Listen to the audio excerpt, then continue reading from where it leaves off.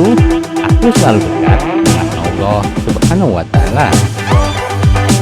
Al-Asmaul Husna artinya adalah nama-nama yang baik dan indah yang hanya dimiliki oleh Allah Subhanahu wa Ta'ala sebagai bukti keagungannya. Nama-nama Allah Subhanahu wa Ta'ala yang agung dan mulia itu merupakan suatu kesatuan yang menyatu dalam kebesaran dan keagungannya. Dalam Al-Asmaul Husna terdapat sifat-sifat Allah Subhanahu wa Ta'ala yang wajib dipercaya kebenarannya dan dijadikan petunjuk jalan oleh orang yang beriman dalam bersikap dan berperilaku. Orang yang beriman akan menjadikan 7 sifat Allah Subhanahu wa Ta'ala dalam Al-Asmaul Husna sebagai pedoman hidupnya dengan berperilaku adil, pemaaf, bijaksana, menjadi pemimpin yang baik, selalu berintrospeksi diri, berbuat baik dan berkasih sayang, bertakwa, menjaga kesucian, menjaga keselamatan diri, berusaha menjadi orang yang terpercaya, memberikan rasa aman pada orang lain, suka bersedekah, dan sebagainya. Al-Karim mempunyai arti yang maha mulia, yang maha dermawan, atau yang maha pemurah. Allah maha mulia di atas segala-galanya, sehingga apabila seluruh makhluknya tidak ada satupun yang taat kepadanya, tidak akan mengurangi sedikit pun kemuliaannya. Al-Mu'min dapat dimaknai Allah sebagai maha pemberi rasa aman bagi makhluk ciptaannya dari perbuatan zolim. Allah Subhanahu wa Ta'ala adalah sumber rasa aman dan keamanan dengan menjelaskan sebab-sebabnya. Al-Wakil mempunyai arti yang maha pemelihara atau yang maha terpercaya. Allah memelihara dan menyelesaikan segala urusan yang diserahkan oleh hamba kepadanya tanpa membiarkan apapun terbengkalai. Al-Matin berarti bahwa Allah Subhanahu wa Ta'ala maha sempurna dalam kekuatan dan kekukuhannya. Kekukuhan dalam prinsip sifat-sifatnya. Allah Subhanahu wa Ta'ala tidak akan melemahkan sifat-sifatnya. Allah juga maha kukuh dalam kekuatan-kekuatannya. Al-Jami berarti Allah maha mengumpulkan dan mempunyai kemampuan untuk mengumpulkan segala sesuatu yang ada di langit dan di bumi. Kemampuan Allah Subhanahu wa Ta'ala tersebut tentu tidak terbatas, sehingga Allah mampu mengumpulkan segala sesuatu, baik yang berupa maupun yang berbeda, yang nyata maupun yang gaib, yang terjangkau oleh manusia maupun yang tidak dapat dijangkau oleh manusia, dan lain sebagainya. Al-Adil berarti maha adil. Keadilan Allah Subhanahu wa Ta'ala bersifat mutlak, tidak dipengaruhi apapun dan siapapun. Allah Subhanahu wa Ta'ala maha adil karena Allah selalu menempatkan sesuatu pada tempat yang semestinya, sesuai dengan keadilannya yang maha sempurna. Al-Akhir berarti zat yang maha akhir. Maha akhir di sini dapat diartikan bahwa Allah Subhanahu wa Ta'ala adalah zat yang paling kekal. Tidak ada satupun setelahnya. Tatkala semua makhluk bumi seisinya hancur lebur, Allah Subhanahu wa Ta'ala tetap ada dan kekal. Bab 5 meneladani perjuangan dakwah Rasulullah Shallallahu alaihi wasallam di Mekah. Ketika Nabi Muhammad Shallallahu alaihi wasallam menerima wahyu pertama, yaitu ayat 1 sampai 5 surat Al-Alaq pada tanggal 17 Ramadan. Sejak itu ia diangkat menjadi nabi. Ketika ia menerima ayat 1 sampai 7 surat Al-Mudair, ia pun diangkat menjadi rasul. Setelah itu wahyu terputus. Nabi Muhammad SAW merasa gelisah dan bertanya-tanya, apa yang harus disampaikan, bagaimana menyampaikannya, dan kepada siapa disampaikannya. Dalam kegelisahannya turunlah surat Ad-Duha.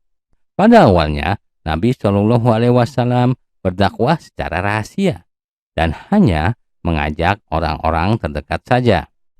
Orang pertama yang menerima dakwah Nabi adalah Khadijah, istrinya, kemudian Ali bin Abi Thalib, sepupunya, dan Zaid bin Harizah, bekas budaknya. Sementara itu, lelaki dewasa yang pertama memeluk Islam adalah Abu Bakar bin Quhafah. Melalui ajakan Abu Bakar, beberapa orang menerima ajakannya, yaitu Utsman bin Affan, Abdurrahman bin Auf, Talhah bin Ubaidillah, Sa'ad bin Abi Waqqas, Jubair bin Awam. Setelah itu, Abu Ubaidah bin Jarrah dan beberapa penduduk Mekah turut pula menyatakan keislamannya dan menerima ajaran yang dibawa oleh Nabi Muhammad SAW. Kegiatan dakwah secara rahasia ini berlangsung selama 3 tahun. Setelah perintah Allah Subhanahu wa Ta'ala turun melalui surah Asy-Syura dan surat Al-Hijr, Nabi Muhammad SAW melakukan dakwah secara terang-terangan. Nabi Muhammad SAW mengumpulkan keluarganya di rumah. Setelah selesai makan, dia pun menyampaikan maksudnya. Tiba-tiba, Abu Jahal menghentikan pembicaraan Nabi dan mengajak orang-orang untuk meninggalkan tempatnya. Keesokan harinya, Nabi kembali mengundang keluarganya.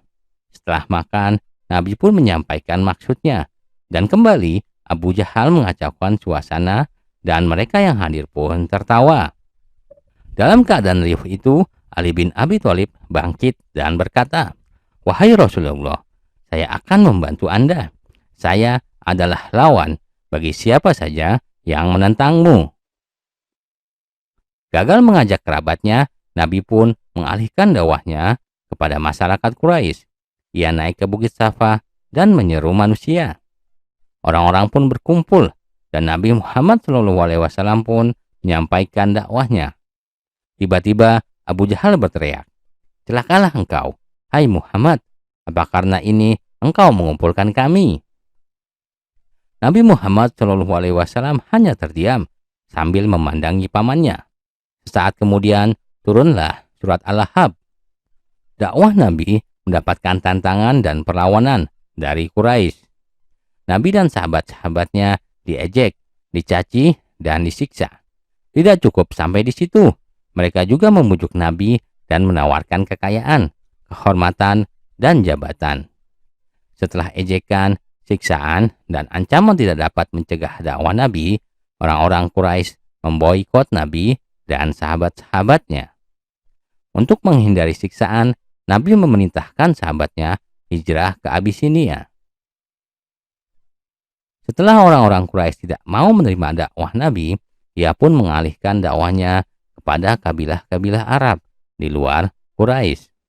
Nabi mencoba mengajak orang-orang Saif, namun ia ditolak, bahkan diejek, diusir, dan dilempari. Nabi tidak berputus asa. Ia terus menyampaikan dakwahnya kepada kabilah-kabilah Arab yang datang berziarah ke Mekah setiap tahunnya. Dakwah Nabi mendapat sambutan dari orang-orang Madinah dan Nabi pun mengadakan perjanjian Aqabah. Setelah perjanjian Aqabah kedua, Nabi pun berhijrah ke Madinah. Dakwah Nabi di Mekah berlangsung selama 13 tahun. Selama itu, Nabi menanamkan nilai-nilai tauhid dan mengajarkan akhlak mulia. Nilai-nilai ketauhidan membuat Nabi dan sahabat-sahabatnya tangguh menghadapi berbagai kesulitan dan rintangan, serta tetap bersemangat menyampaikan kebenaran. Bab 6. Meniti hidup dengan kemuliaan. Pengendalian diri adalah perilaku sebagai upaya untuk tetap berada dalam setiap kebaikan dan terhindar dari sifat-sifat yang dapat membinasakan dirinya, orang lain, maupun lingkungan. Berbaik sangka adalah sifat di mana orang lain dipandang sebagai sesuatu yang baik dan harus diperlakukan dengan baik, kecuali jika diketahui dengan fakta bahwa orang tersebut harus diwaspadai dan diperingati. Dalam Quran surat Al-Hujurat, kita diperintahkan oleh Allah Subhanahu wa Ta'ala agar senantiasa menjaga dan menciptakan perdamaian, memberikan nasihat kebaikan, dan mendamaikan perselisihan saudara dengan saudara yang lain. Dalam Quran surat Al-Hujurat dijelaskan perintah agar berprasangka baik kepada setiap orang. Kita pun diperintahkan menghindari dan menjauhkan diri dari berburuk sangka kepada saudara-saudara kita, karena berburuk sangka akan merusak keimanan dan merusak persaudaraan. Bab 7. Malaikat selalu bersamaku.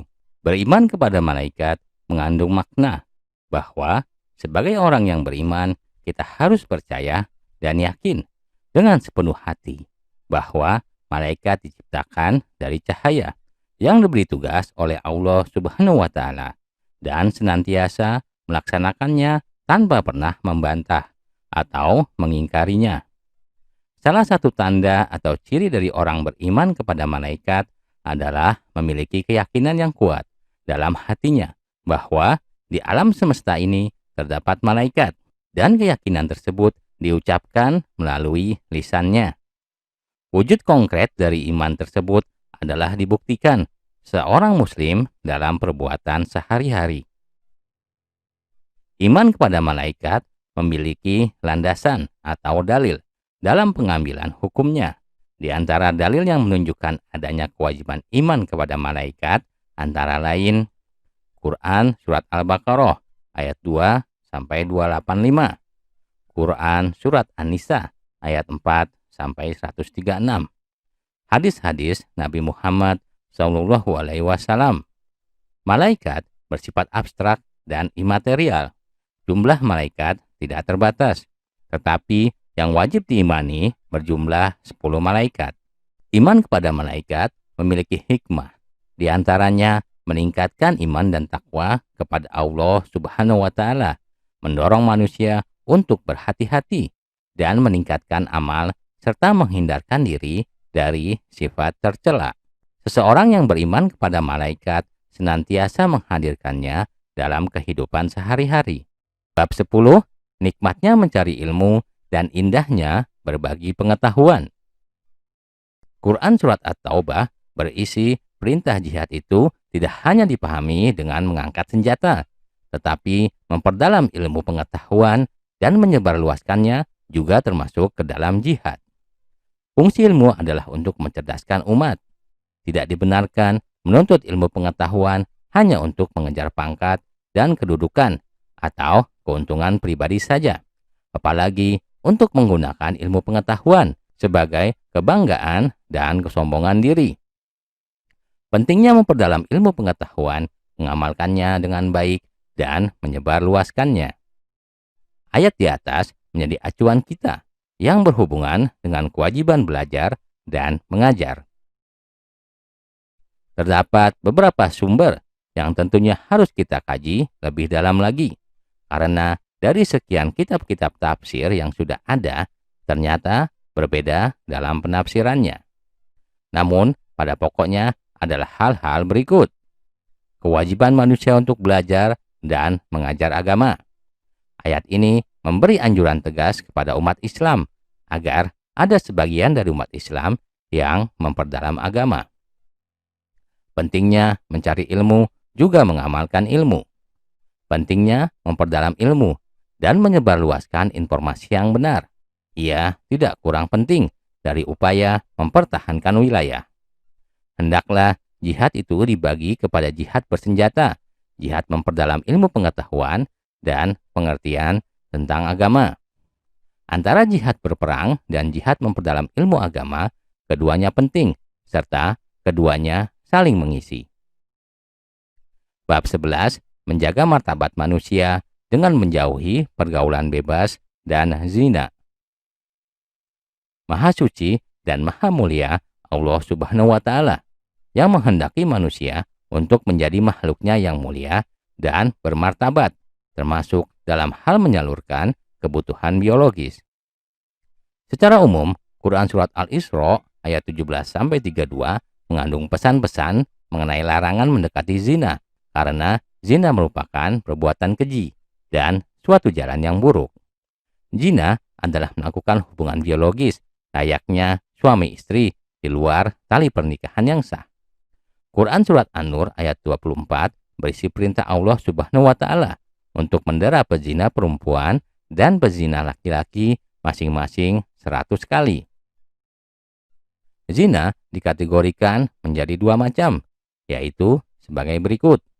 Muhsan pezina sudah balik, berakal, merdeka, sudah pernah menikah. Hukuman terhadap muhsan dirajam atau dilempari dengan batu sederhana sampai mati. Kedua, ghairu muhsan, pezina masih lajang, belum pernah menikah. Hukumannya adalah didera 100 kali dan diasingkan selama 1 tahun. Tuduhan perzinahan harus dapat dibuktikan dengan bukti-bukti yang kuat, akurat, dan sah. Tidak boleh menuduh seseorang melakukan zina tanpa dapat mendatangkan 4 orang saksi. Di antara dampak negatif zina adalah sebagai berikut. A. Mendapat laknat dari Allah Subhanahu wa Ta'ala dan Rasul-Nya. B. Dijauhi dan dikucilkan oleh masyarakat. C. Nasab menjadi tidak jelas. D.